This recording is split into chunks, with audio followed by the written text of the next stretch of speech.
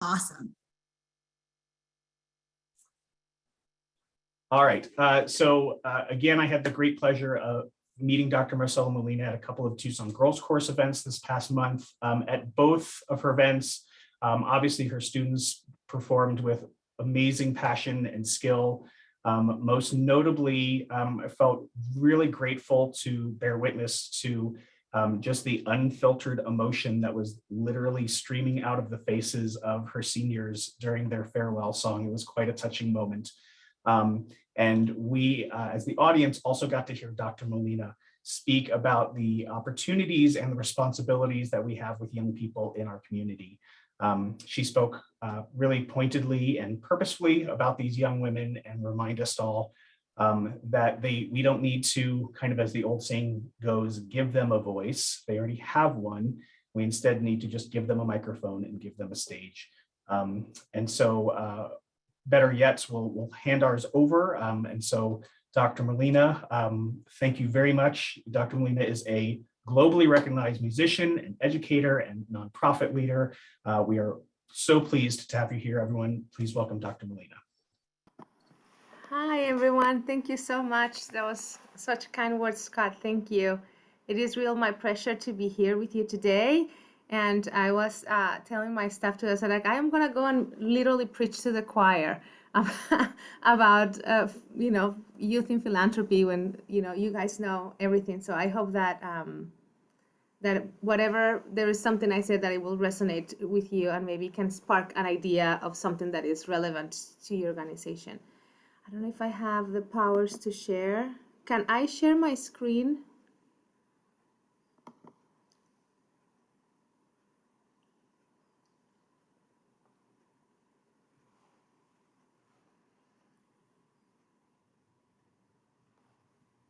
Well, I have the powers. I will tell you a little bit more about me. I am from Colombia, and I came to the United States in '97 for my undergraduate degree.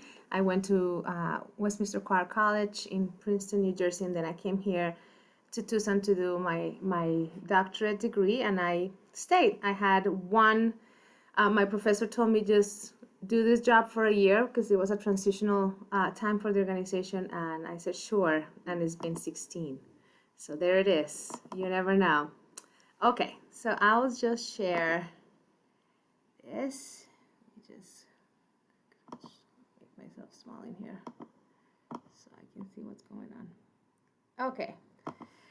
All right, so our presentation is about youth in philanthropy and cultivating the next generation of supporters. And this is basically what we are going to be kind of touching on is just an overview about the Girls Chorus, so you kind of know where I am coming from, how we're cultivating community within the singers, how we cultivate supporters in our families, and how we are cultivating donors circling back to the singers. And then some time for us to have some Q&A, some reflection time, and opportunities to just talk to each other about ideas or questions that you may have. So at TGC, we work around. We said that we are a positive youth development program, and we just basically use music as a vehicle for greater things. We currently serve 240 members, and the way that we do it, we have basically two pillars. One is what we call that we are reaching deep, and that is our weekly rehearsals, where we serve in our central location, K through 12, in our northwest location, K through 5th, and then we have partnerships with Title I schools, where we go to those schools and provide the program at their locations for free. If you go back, I will just tell you a little bit about TGC. So we serve 240 members on a weekly basis between our central location and northwest location, and what we call engagement choirs, which are choirs that are in Title I schools, and they are subsidized programming. And we work very closely with the schools and try to be part of the culture of the school. So we don't go and impose ourselves into it, but we just kind of try to blend into that community, right? Into how the community works. They have already a dynamic, and we try to blend in with it. We have also a very substantial music education support program. So what we do is we partner with music educators around Tucson, and we provide support inside the classroom all year round. The way that this looks like is that they tell us when they need us to go into the classroom, and it can look in really different ways. So they can just say, I just want you to work on this particular piece of music that we're working on, or I just want you to listen to all this concert that we have prepared and give us some feedback, or I want you to look at my technique because I am struggling with X, Y, and Z, or I want you to work on vocal technique because my young singers are having issues with that. So it really is, again, is very much accommodating to the needs of the teacher and the needs of the classroom. And we believe that we are investing in our youth by supporting the music educator. We are also working with the University of Arizona very closely with the choral department to provide internships for undergraduate and graduate students that are paid for them to have just experience with our artistic staff, either as mentors for a class that they need to have credit, or also a paid positions. So this is in a nutshell what TGC does. We have 3 full-time employees, 2 part-time employees, and then we have conductors that are on an hourly basis that come just in the afternoon to conduct those programs. And we have a fundraising consultant that has been working with us for the past 3 years. We can go to the next slide. So as you know, it's all about building relationships. And the way that we do it is we start inside.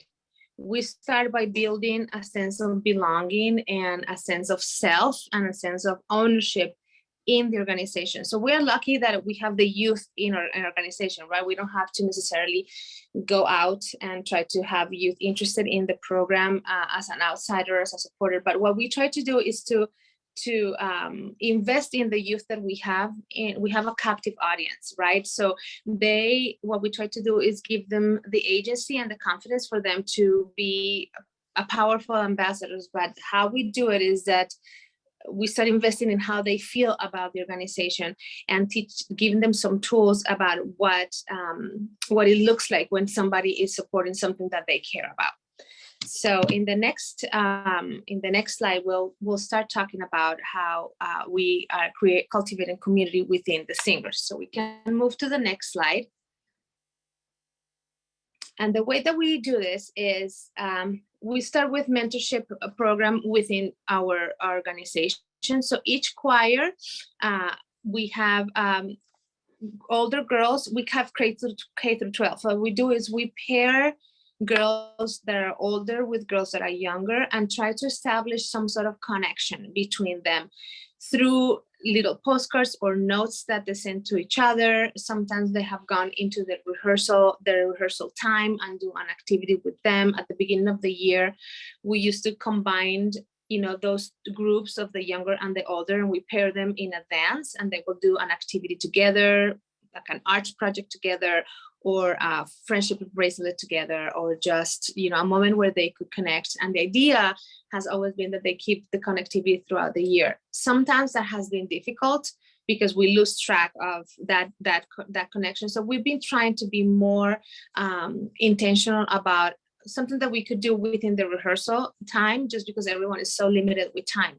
So we have cards that the older singers write to the younger singers, and we try to tap into the experience of that older singer that she had when she was once in second grade and she was in the organization. So the way that it works here is that we have had girls who have been with us for 11 years, right? So they started in second grade or started in first grade, and they're graduating from high school, and they are still with us.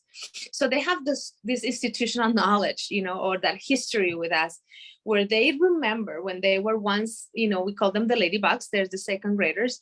There was once a ladybug, and they remember seeing that advanced choir member of their time and thinking, oh my gosh, I want to be like her because she sings so beautifully, or, or whatever, because of whatever. So when you create that connection and that kind of like, you can be that you can sing like that eventually, it really makes a huge impact for the younger singers, but it also makes a huge impact for the older singers, because they feel like they have a sense of purpose, and they really feel very proud about being mentors to the younger generations. And it's all because I think that they all feel a big sense of pride of what they're doing within the organization. Within the choirs, especially the three upper choirs, we create leadership positions. What they look like is that they are older singers within those choirs, and we create mentorship opportunities for them. We create what we call officers. They're the president of the choir, and then the librarian of the choir, and they have some roles, and they take it really seriously. So they create social events and social spaces for their ensemble to get together, because it's very structured, the time that we are here, where we are just singing, and when we have a performance, in a month or two or whatever the timings, we just need to make sure that they are just focused, and we need to provide the product, right, of their like a good performance. So, but we just want to make sure that time that we are cultivating for that social time, so it's that social emotional time, it is very important, and it's an investment of a sense of belonging that is going to translate into hopefully some philanthropic work. So we carve also spaces with intentional inclusion of the singers' voices. The way that looks like is that we have projects, and we include them in the decision making on what these projects are need to be due. Of course, we facilitate the deadlines, right? We are the ones who are timing this whole thing, but we can just say, okay, we're going to start. To give you an example, I'm memorizing this piece. What makes sense for you to memorize it for next week until one measure? So they have some voice in the decision making, and those little things make such a difference, because they feel that they're part of the conversation. And we, the conductors, position ourselves as facilitators and contributors, and contributing facilitators. So we are not some imposing, position in there, some imposing role, but we're inviting them into the conversation, into the decision making, and that also makes a huge difference for them to feel like there is a sense of belonging, and then there's a sense of ownership within the organization. When we have strategic plan meetings, which we try to do it every couple of years, we include members of the advanced choir into that. And the experience has always been very positive, not only for the girls themselves, where they say, like, I have no idea, there's so much going on in the organization, but also for the board members who attend those meetings, because they get to see the mission in action. They get to see these young people have a lot of smart things to say, and very important contributions that we should listen to. And I feel like at the end of the day, people, I think humans in general, want to be heard. And for a young person that is navigating this world with a lot of more things that some of us did in their time, with social media and more of a different nuances of socially, I think that is so important for them to really feel like they have a voice into how they see the future of the organization that they deeply care about. Can we move into the next one?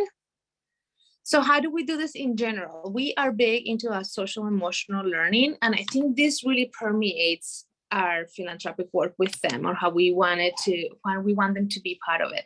So we have this big idea, and we inspire them with some learning goals. We then explore that idea, we draft it, we evaluate it, we elevate it, and that is when the music making starts. I mean, I'll translate this to like music, but I think this could be translatable to other areas. We refine and we revise that. This is where I talk about this contributing facilitator role that I try to place myself into, where we have discussions about what the piece is and what this means to them and how relevant this is. We assess and we have critical listening. Sometimes it is after the first performance, and we decide how did it go, how would it come better, and then or when we are at the end of our rehearsal process, and then we present and we share and reflect. We do the same when we have projects like our big fundraising event, right? So I include our advanced choir very much so into the programmatic portion of this event. So the way that the event goes is that we invite community leaders to sing duets with our girls. And these community leaders are not necessarily singers. They're actually, a lot of them are not.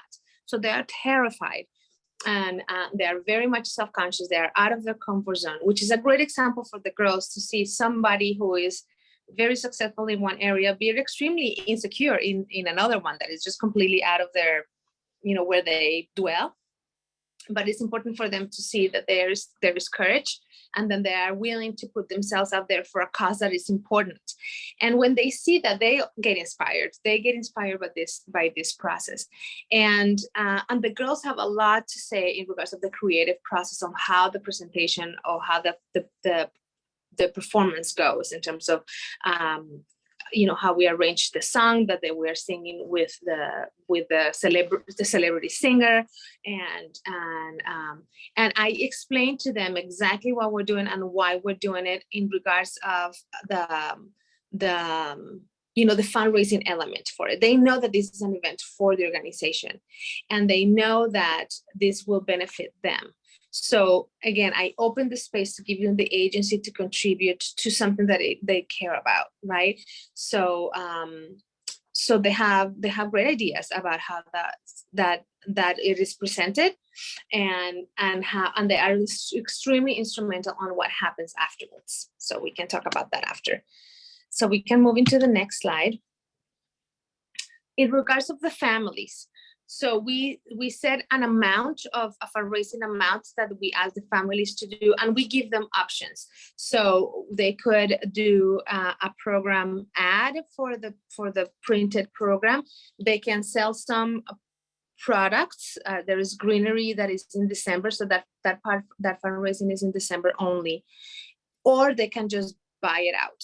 So they basically have 3 options, and when they buy it out, they can buy it out in one chunk, or they can have a payment plan. What we don't want is families to have to be stuck with the product. We have a ton of families who are not, who will rather just hide instead of going and sell a wreath, or run away. Me being one of them, especially. Not to say that we don't celebrate that particular holiday. So to be sensitive to that, we give options. So you can do this, or you can do this other thing. And then I think that way it diversifies a little bit of the way in which the families could be part of the fundraising process. We also ask families to volunteer. So they are the families are at the forefront of all of our events. And again, we give them the options. We have this amount of committees that we ask families to do, and we ask them, you pick whatever you think will be great. And but then we have a component for the girls. So the bigger girls, we also ask them to volunteer. And sometimes it may seem like, oh my gosh, it's a lot for a high schooler, and sometimes it may be, but they, at that point, they are so invested in the organization that they really want to do it. So they mentor the younger girls, and that is how we ask them to volunteer. They have to mentor, they have to go to rehearsals and work with them, or other activities. But again, they have a little bit of they have some agency into how that will look like. We have struggled about how to balance between asking too much of our families because they are paying members of the organization, but some of them really have the capacity to be a potential donor. So we balance it out in terms of how much do we ask of the family in our fundraising efforts. So they pay for tuition, they have to do fundraising with a set amount, and then they have to volunteer. So when we then ask them to participate in our other fundraising efforts, we are very cautious about how we do that we are not too aggressive with our families, but that they understand the importance of their support in a meaningful way, that in a way that is meaningful to them, whatever that may be. And sometimes we have families that really get it, and sometimes we have families that it's not that they don't get it, but they don't have the capacity, and that's totally fine. So what we have been trying to do is that right after the concert in December, we do the ask. So there is very mission centered. They had just seen the mission in action. It's fresh in their minds, it's fresh in their emotions. And then we say, we need your support if you can do it. So that is the timing for the other donors that are not part of the families, it comes way before that. We started before it, but for the families, the way we do it is that as soon as the concert is over, then the end of the year mailing goes to them particularly. So we are educating the families at the concert. There is an opportunity. I have a captive audience, so I have an opportunity to tell them this is what we're doing, and this is how the long term is going to be. They see it. They see it. If they're a parent of a ladybug, which are my second and third graders, they see it when they see the advanced choir sing, and we put in clarity, intangible example, like this girl that just sang that solo, or this girl that is speaking so poised, she was a ladybug one time. So we really try to involve the family on a meaningful way in terms of how the organization has the many layers. I think one of a big surprise for me was one time, one of our parents, who is an alumni father, became a board member, and he said, I had no idea. And he has been here for 11 years. So he had a ladybug, and his daughter graduated from the program. And somehow he just didn't know all the layers of our programming. So that showed me that we just needed to further educate is not the right word, but you know what I mean, like educate our families about the depth of our programming. Can we move to the next one? All right, so our girls, they are the forefront of all the process. They are very part of the calendar of donor stewardship. So especially our bigger girls, but we are starting to include our little girls. And sometimes, for a kindergartner to write a postcard, we will probably we'll have to probably spend like the whole rehearsal for them to be able to do that. So we just are putting stickers with the messaging, and we just ask them to sign it. But they understand what they're doing, and we protect the privacy. We say, please don't write your last name. We just write their first name. I try to be upfront with the program, with the parents about the program and how we are involving the daughters in the process of thanking donors. We are not asking them to request funds. We only include them when they are thanking the donors for their support. Our touring ensembles are our top two choirs, and we sent postcards from wherever we go. So a few years ago, we went to China for 3 weeks for a tour. Everyone got a postcard from China, from our girls, saying, I had this amazing experience.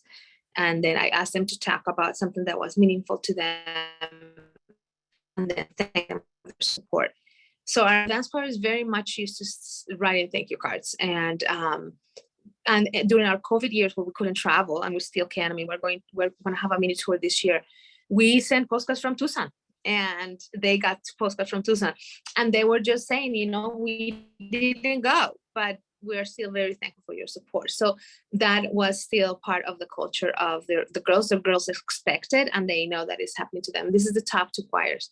So I talked about that the girls don't sign their last name. At the fundraising event or duets, which is the only event that we do, the girls are the first thing that you see when you come into the event is a girl. So they are welcoming the donor. They are a very part of the organizational portion of the event. So there is the mission, right? The mission is at the forefront of that. I know what the strength of my singers are in terms of their personalities. So I am not going to put the shyest girl saying hi to the donor that is coming out of the door, because she may just be extremely uncomfortable.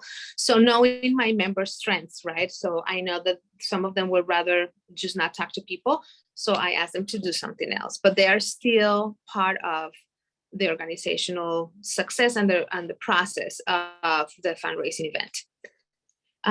Our concerts, during our concerts, our singers, especially our senior singers, are ones we have a VIP deliver a rose to our VIP donors that decide to come to the concert. And that there is somehow a new thing that we are doing.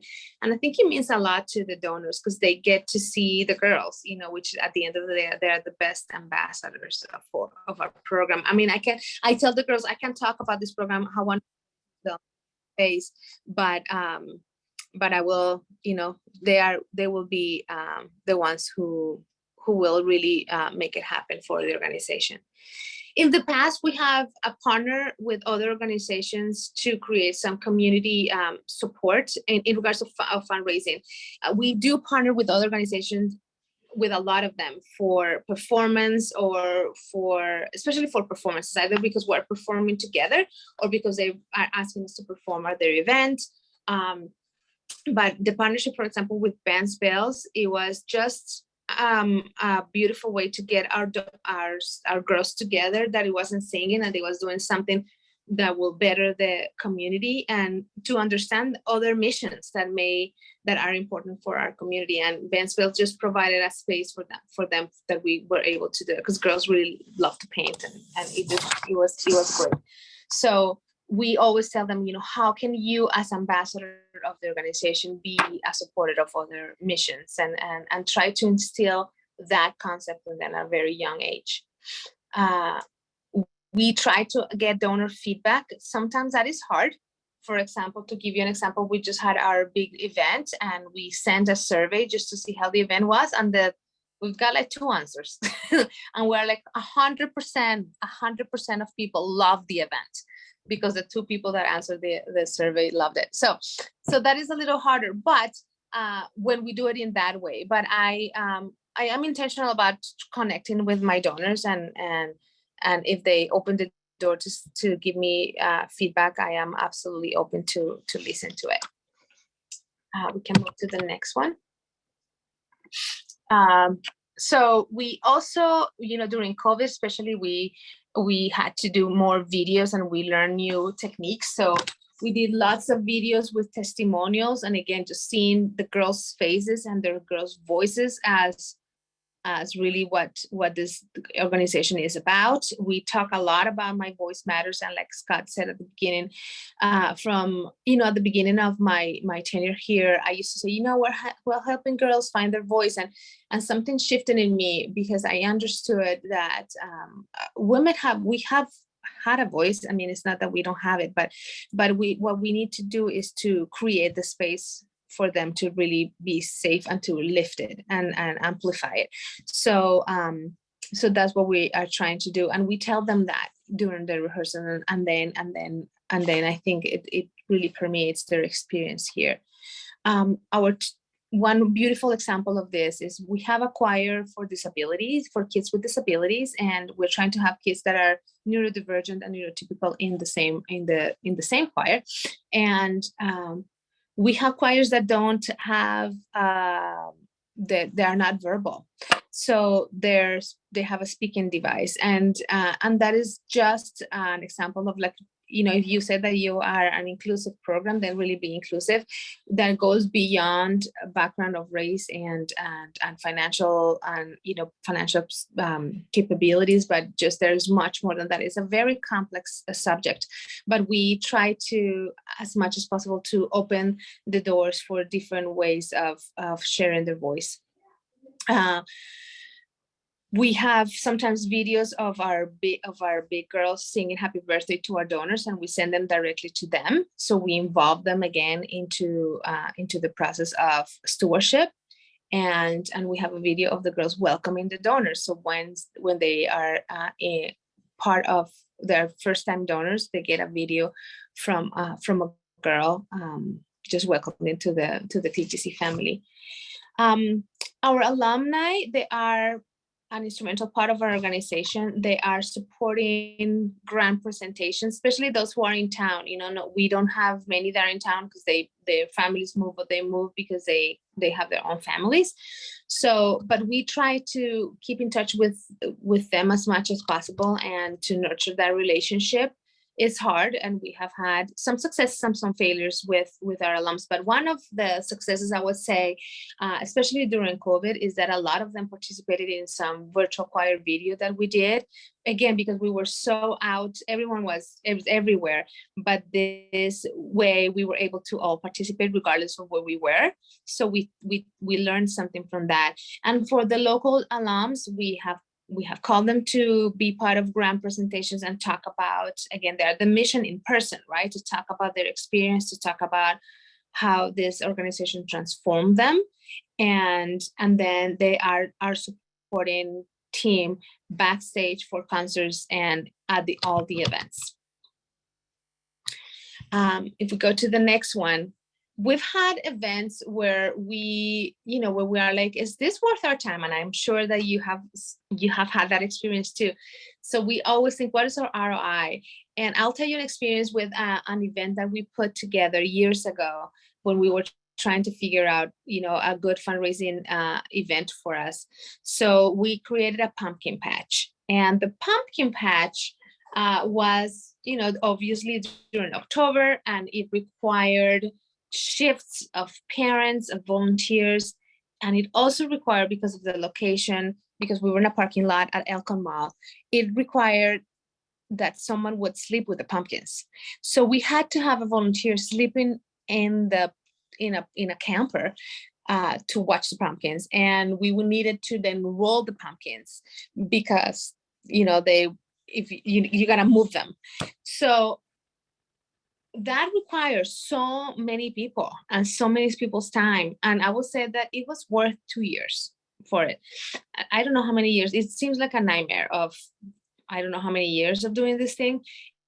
In my opinion, it had nothing to do with our mission. We were having our girls rehearse theirs just to keep the girls involved in it again. But it had nothing to do with mission. And then at the end of the day, we were not making the money that we were putting in terms of time. So that was just like canceled after a few years of doing it. And I think we are in a position right now where we're reflecting in other fundraising efforts, especially for the families that are requiring a lot of time on the staff and then very little return. So I think an important thing to do, as always, is just reflect on what is working, what is not working, and what is really our return of investment. And now it's just Q&A. So there's an opportunity for us to maybe talk about a little bit more. If you want to ask more of our program, or if you want to share something that I said that maybe sparked a thought of an idea that could work. But I would like just to summarize that we start inside. We start in here creating with our members a culture of belonging and a culture of ownership, where they feel very proud of what they have and what they do and who they are. And then they can, then we involve them in the process of donor stewardship. And my hope is that we have alums who are now donors and alums who are volunteers. And my hope is that we are really investing in the next future of philanthropists, and in our case, arts supporters, or really supporters of any cause that is important to them, that they feel that is transforming their lives or transforming the lives of people that they care about.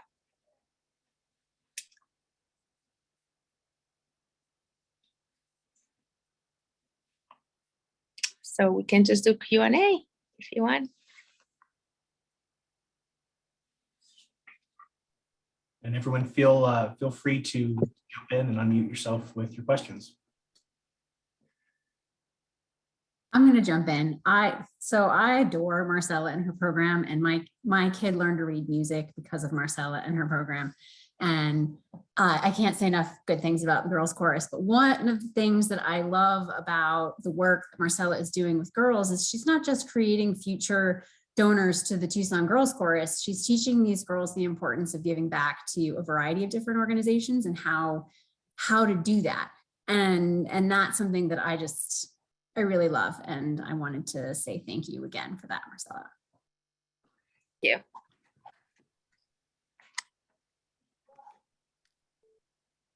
Jump in. Hi, Marcela, thank you so much for joining us today. I'd like to hear more about what your conversations with your staff look like and what professional development for them, in this realm of philanthropy, and how you're communicating this message, this philosophy, this practice to the people who are part of your team. So thank you, Lynn, for that question. I involve the staff very much so in I think what I do with the girls in terms of opening the space for them to express their ideas and creating the space for them to share their input. I try to do it in the staff on a weekly basis, where when we meet as staff members, we have our bookkeeper part of our staff meetings, and we talk about philanthropy, even though she is really on the very, very granular part of it, right? Where she's just, I'm not saying it just, but she is inputting the data, but she is still part of that conversation. So I think opening the space for the staff to share ideas of how this may look like. And we share with them the calendar of how, this is what we're doing as donor stewardship. This is our ideas of how, this is our goal for the event. This is how our ideas on how we're going to thank the donors. In February, we're dedicating the month of February to just thank the donors. In March, we're dedicating to prepare for duets and dinners. So this is what the staff needs to do. So they're extremely involved in the conversation, planning, and then execution of the whole thing, from even if they don't, even if they just have to print the labels for those cards that are going to be sent to the donors. They are part of the conversation on a deeper level. So they feel like they belong too. So they feel like they are really part of the process as well. And it's important for them that this succeed as well. Thank you. Mm-hmm.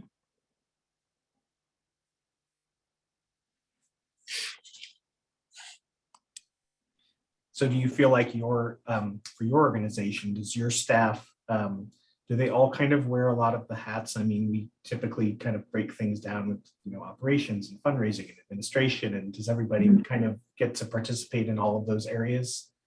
In a way, I think that I am very lucky that I have a few unicorns working with me. So I have one of our community engagement director.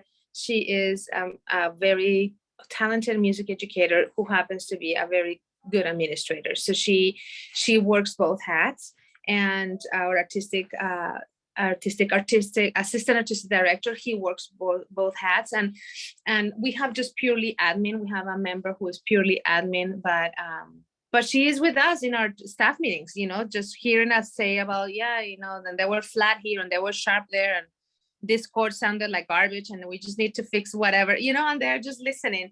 And so they're also part of that. But I would say that out of our core team, 3 of us are musicians by training, and we also do heavily admin work.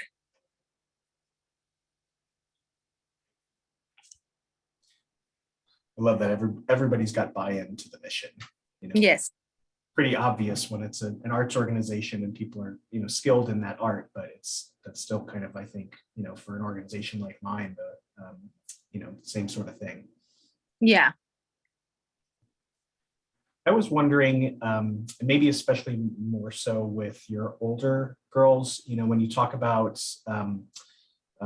buy-in, to what's, to the work that you're doing, and participation in the community and participation in their own philanthropy. Have you seen a change, over the last 5, 10, 15 years? Do they, does how they want to interact or participate, or what activities they want to do more? Has that changed over time? Yes, for sure. I think that I see more, first of all, I see more awareness, especially on the older girls. Like when they are writing their thank you cards, they're like, who is this person?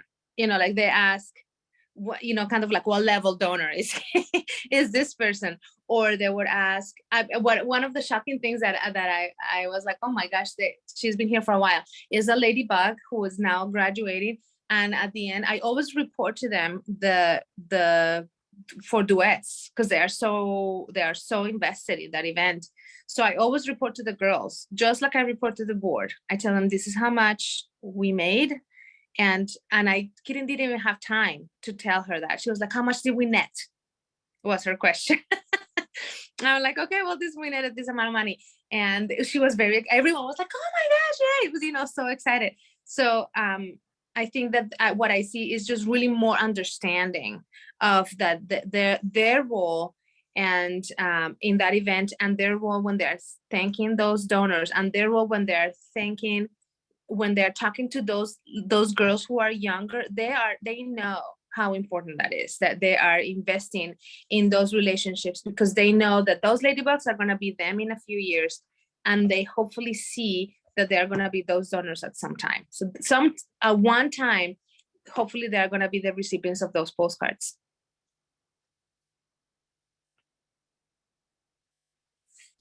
Thank you. This was fascinating.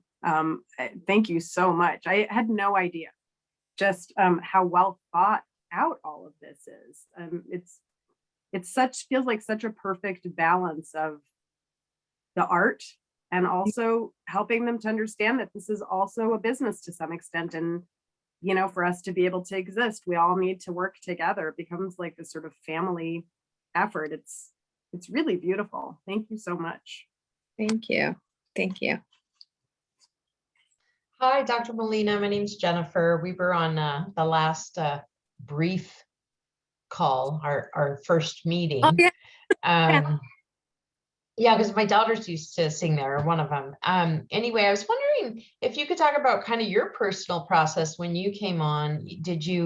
You must have known, if you're going to run a girls' chorus or choir, that this is going to have to be, we're going to have to involve the families. But what did you learn as a leader throughout this process? Oh gosh, Jennifer. Like in working with young girls, it seems like you've really leaned into this whole identity development. And so. Yes, I for that question. I think that is such a beautiful question, because I didn't know. I had just graduated with a doctorate degree, being extremely academic, and who cares? Honestly, I was trained very much into a conservatory mind, where it was very much so it's just all about the music, but it wasn't until I started seeing just the profound effect of the program in the girls that I started understanding, even though I was transformed by the music making, just to see it in somebody else and at such a young age, and see the process of them growing into the organization was extremely transformative for me. And then leaning into, like you say, asking the families, but I think what I've learned the most is that if you need to include their voices into the decision making, especially our young voices, because they have very important things to say, and they will make you think twice about some of the decisions that you think are great, because they are creative and they are innovative. And then when they feel like their voice is heard and they are contributing to a cause that is important for them, they will keep going and they will keep showing up. So I think what I've learned is that they will always show up for you if you show up for them. It's like they've inspired you, huh? It's a mutually beneficial relationship. I have learned from them as much or more as they probably have learned from me. I talk about that they are my biggest teachers. If you're a parent, that your kids teach you a ton. So I happen to have 230 of them. So I learn from them all the time. And from my staff. I learn from the team, but I position myself as someone that is willing to listen, and learn from everybody. Do you have any tips on how to attract young people into these programs? Into these programs in regards of getting members? Yeah. So for the girls' chorus, we do it in several ways. We have a lot of incentives within our families, where we ask the families to bring a friend, and then we have credits. We give them a credit into their tuition if they bring a friend. or the choir that brings the most friends gets a pizza party with an ice cream party, like kids like prizes. So we do have some internally, some of that. Also, we cultivate very strong relationships with our music educators, so they understand that we are not competing with their program, but we are supporting their program. So I think at the beginning of my tenure here at the Girls Chorus, there was almost an understanding like we didn't believe in their program, and we were almost like, it's either the school program or they can be in our program. And we try to just like shut that down immediately and be really intentional about, if we are your partner with this particular student. So we are going to work together to give the students the most wonderful experience that they can be. I want them to be their lead in their musical. And I know that they want them to be my soloist in that last piece that we're singing at the concert. So I think creating a relationship with the music educators that is genuine and honest. We ask them for their recommendation. We ask them to send us kids, but before we do all of that, we are at service with them. We tell them, what do you need? How can we support your program in a very genuine way? So we offer free professional development sessions at the beginning of the year. And then throughout the year, we offer classroom support. So I think it's a mixture between programs that are incentivize the kids and motivate the kids internally, word of mouth, that we have a good program. I think parents will want to vouch for that. And then really having a close relationship that is based on honesty and truth and really true support with our music educators. So they trust our program and they trust the process and trust that we are going to also support them. Thank you so much. No problem. Hi, thank you so much. You touched on this, I think, a little bit through talking about your internal work with the organization and the girls. But can you maybe talk a little bit more about how can philanthropy as a whole, philanthropy like as a sector, kind of reinforce and support this work and working with younger generations? Like, do you think there's some overarching things that we can do as fundraisers that are key to sort of shifting maybe a dynamic or something that could be a barrier or hurdle to accomplishing that? I think I would say that opening spaces for this youth to be heard will be the first thing. I think that sometimes we are so busy making plans without really asking questions, and then making assumptions people need or what the youth is interested in. But I think if we open the space and then ask them how they think they could be involved and how they think they can contribute, you will be surprised about their ideas. But if it comes from them, it's most likely that they will participate and then they will do it, because it is coming from something that it's coming from them. It's not coming from an outsider telling them what to do. So I think what I have seen the most success with our groups and with my interactions with our teenagers, I work mainly with teenage girls, is just really opening the space for them to tell me what they think. What are ideas that you think are reasonable for you to be involved? Look at your time management, and then we talk about all the, granular details of their, they can really follow through because they have great ideas, but then are you going to follow through with them? So it is a balance between that. But I think to open the space for these youth to have a moment where they could, that we could ask them questions and they can then give us the input that they think on how they see this as their involvement as being meaningful to them. And then I think that we can go from there, but it starts with asking them what they think instead of assuming what they think. Thank you. I think that's a really good opportunity. We've been trying to reframe AFP's Youth and Philanthropy program in much of those same guidelines, rather than us trying to go out to a group and say, here's what we think you need. We've been lucky enough that, we've sort of been there as a support for Alyssa and her thoughts and goals. Alyssa, I'm wondering if you could just take a minute to tell us about sort of what your vision is for what we could accomplish with the Youth and Philanthropy program for AFP. Mm-hmm. Yeah, so one of the biggest goals I have for Youth and Philanthropy is like just exactly what you were talking about, to have an opportunity for kids to use their voices to, one, learn about fundraising and philanthropy, but then to be able to use those skills to make a difference and start getting into the field. I know with me, it started with like a passion for social justice, for advocating for what I believe in, and it leads really nicely into a career into fundraising and philanthropy. So my hope is that we can engage kids with similar passions and then teach them ways that they can make a difference practically and they can make a job out of it. So my hope is that we just make a space where kids can feel heard and they can have a tangible impact, because it's one thing to be doing like education work and stuff along that lines, which is just as valuable, but it's really big to younger kids to see like, oh, we raised this money, this is going to a place that we decided. So yeah, I'm hoping we can grow this program and grow.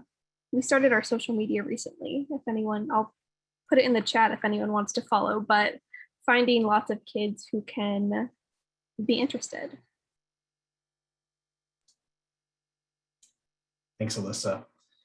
Well, we've got just a couple of minutes left. And so I do want to say again to Dr. Molina, thank you so much for your time and for everything that you've put into your program and for sharing all of that with us. It is really impressive and inspiring for me, and I'm sure I can speak on behalf of everybody else on the call, that there's just so much in there for us to learn from and to implement in all of our programs, even if it has nothing directly to do with youth and with the arts. There's a lot for us to learn from that. So thank you very, very much for joining us. Thank you so much for having me. What a pleasure to meet you all. All right, well, we'll see you all